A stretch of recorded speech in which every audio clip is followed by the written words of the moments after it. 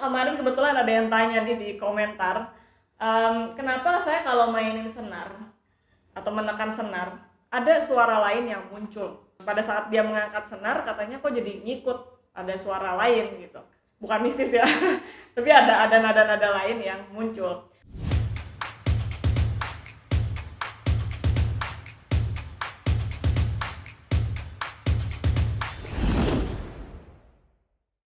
Hai teman-teman Nora, welcome back. Main instrumen tuh buat saya sesuatu yang refine ya, jadi skill yang benar-benar detail. Semua orang bisa aja main instrumen, ngeluarin nadanya dengan asal mencet, asal bunyiin. Cuman untuk menjadi seorang expert atau menjadi ahli, at least membedakan kamu dari beginner, itu pasti ada skill atau tahapan yang berbeda di situ. Banyak sebenarnya teknik di gitar yang kelihatannya gampang, tapi sebenarnya itu cukup sulit dan perlu detail sekali supaya kita bisa membuatnya semakin refine. Kemarin kebetulan ada yang tanya nih di komentar, kenapa saya kalau mainin senar atau menekan senar, ada suara lain yang muncul. Pada saat dia mengangkat senar, katanya kok jadi ngikut, ada suara lain gitu. Bukan mistis ya, tapi ada nada-nada lain yang muncul. Nah itu sebenarnya adalah sesuatu hal yang wajar ketika kita baru mendevelop teknik di tangan kiri maupun tangan kanan, tapi terutama tangan kiri, karena di situ kita belum mendevelop yang namanya presisi. Jadi hal tersebut terjadi ketika kita menekan senar dan kita ngangkatnya tiba-tiba. Nah kayak gini nih, ya. Kenapa ada suara tersebut muncul?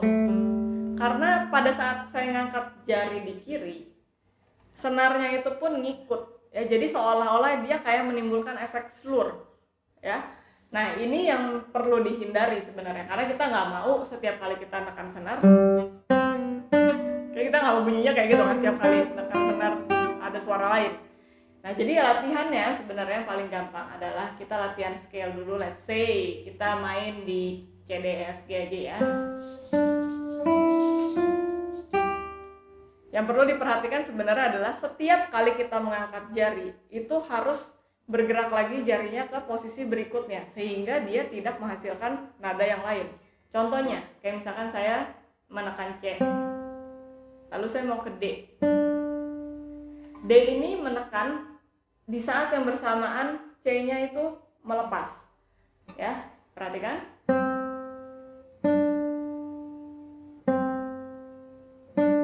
Jadi dia kayak jungkat-jungkit gitu loh, ya.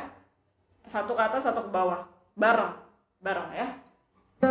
Jadi bukan gini, bukan kecepatan. Yang kedua adalah koordinasi dari tangan kiri dan tangan kanannya. Jadi ketika kita memetik, sama juga. Ini adalah sinkronisasi. Jadi pada saat kita memetik C, kita mau memetik B, ini baru lepas. Ya, jadi jangan lepas sebelumnya. Gitu. Sama juga kalau mundur. Ini kan gak ada suara lain yang muncul kan. Jadi itu yang mesti diperhatikan, kepresisiannya itu. Ya jangan terlalu cepat, jangan terlalu lambat juga. Ya. Tapi terutama jangan terlalu cepat. Karena kalau terlalu cepat juga kamu tidak bisa menghasilkan yang namanya legato nantinya. Jadi untuk menjawab pertanyaan di komentar, kenapa jarinya itu menghasilkan nada yang berbeda? Karena kamu nempelin senarnya di jari kamu pas ngangkat, ya. Kecuali kita memiliki teknik yang namanya slur, itu memang harus ditempelin ke jari, dipetik lagi dengan jari.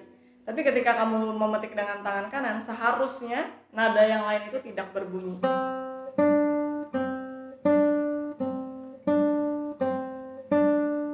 Oke, jadi kesimpulannya adalah ciptakan sinkronisasi antara pergerakan antara jari di tangan kiri dan pergerakan antara jari kiri dan jari di tangan kanan. Ya, dengan begitu semuanya akan sinkron dan nggak akan terjadi lagi yang namanya tadi keluar nada yang lain. Oke, jadi semoga itu bisa menjawab pertanyaan kamu di komentar dan juga bisa memberikan sedikit informasi tambahan buat teman-teman yang lagi belajar gitar. Thanks for watching guys, I'll see you in the next video. Bye bye.